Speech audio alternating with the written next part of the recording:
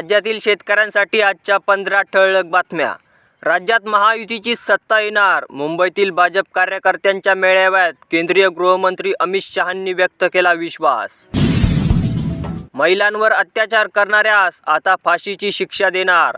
मुख्यमंत्री शिंदे यांचे वक्तव्य। तर विटा येथे शेतकरी मेळाव्यात टेंबूच्या 6व्या टप्प्याचे भूमिपूजन। यंदा कडाक्याची थंडी, अवकाळीचा मुक्काम डिसेंबरपर्यंत।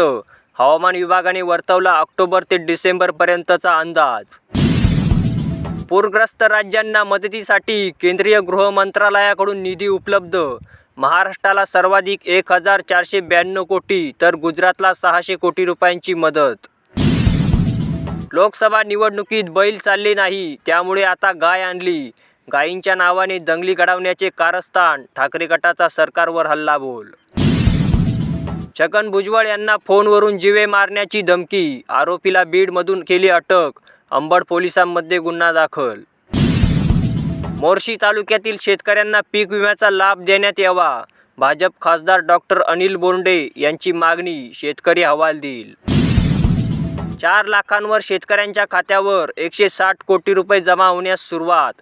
बीड जिल्ह्यातील 2023 मधील खरीप हंगाम उर्वरित शेतकऱ्यांनी तात्काळ ई-केवायसी करून घेणे गरजेचे। शेतकऱ्यांनो, शेतीपंपाचे कसलेच वीज बिल भरू नका। अजित पवार यांचा शेतकऱ्यांना अर्थपूर्ण सल्ला। परभणी जिल्ह्यातील लाडक्या बहिणींना 1,500 रुपये मिळाले। मोफत गॅस सिलेंडर कधी मिळणार? 94,000 लाभार्थ्यांनी उचलले सिलेंडर। अनुदानाची माहिती मिळेना।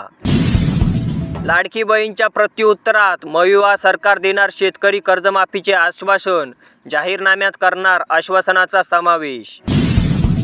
साताऱ्यात अजित पवार यांच्या भर कार्यक्रमात अर्धा मंडप रिकामा। महिलांनी भर कार्यक्रमातून निघून जाणं केलं पसंत।